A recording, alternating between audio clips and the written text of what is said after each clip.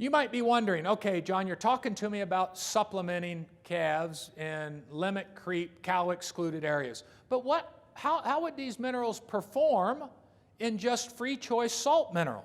Maybe we can just substitute these more soluble forms of copper, zinc, and manganese in our free choice salt mineral and encourage intake. So that's a logical question, and it's one that we wanted to pursue. And so we have these pasture systems here that we built for cow-calf studies, where this area here is excluded from the cow, right? The cow can't get in there, and so the calves eat there. This area is excluded from the calf because it's too high. The cows can consume that, but the calves can't reach it. So we can separate what the calves eat in the pasture and the cows eat and measure that independently. So we have replicated pastures with these, and that's what we did. So we had, in this study, we just had 4 pastures, 18 cow-calf pairs per pasture, and we had 3 supplements. And once again, the supplements were traditional Florida supplements containing 2,500, 5,000, and 4,000 part per million of copper, zinc, and manganese. And they were identical except for the source. And the sources were sulfate, hydroxychloride, or organic.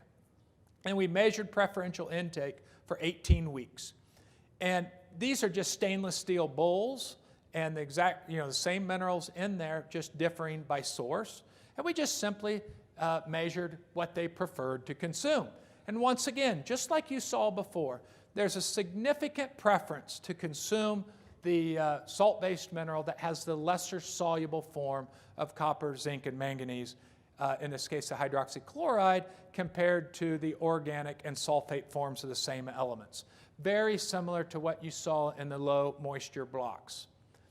Now, this slide means nothing except I want to show you that over the 18 weeks there was a lot of variation. And I have to tell you this story because it leads into what happened here. So we got pretty comfortable up to this point that calves preferred either a supplement with no minerals or a supplement with insoluble minerals. We're pretty comfortable with that fact. Here we have the same result but with week-to-week variation. Look at here. Some weeks, that's all they want to consume. And by the way, each of these means sum to 100. This is just percent of total intake. So on this week, they ate 55% of total intake came from the hydroxychloride. But look at this. 3 weeks later, no difference. They're eating the same of everything. So when I started looking at this, what's going on here? This is not like what we saw before. Remember, these are salt-based minerals that are left out there, and we're just measuring them every week. So the young lady that was running the study, she's a very competent young student, and she's Brazilian. Her English, she's an intern. Her English isn't really that good. And she's working with a graduate student that's also Brazilian, who's a PhD student, has exceptional English. So I saw these data and I called them into the office. So what is going on here? Where is all this variation coming from?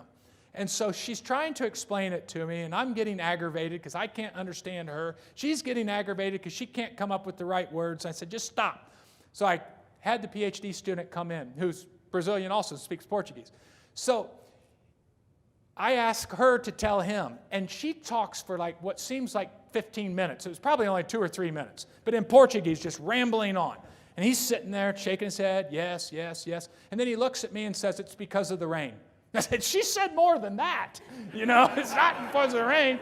Said every time that we would have big rainfall events, whenever we would have big rainfall events, she would notice that underneath the feeder, like you saw earlier, underneath there, the puddles of water would be stained with green or blue, from the leaching of the mineral.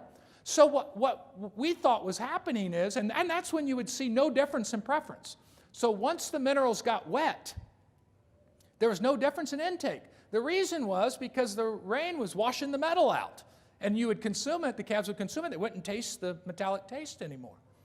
So that was interesting for us, particularly in South Florida where every afternoon we have blowing rain. Now you saw that it had covered mineral feeders. They were all covered, but that doesn't keep the horizontal rain from getting in there. And so this got us excited to look at this further, and this is where the precipitation-induced studies come from.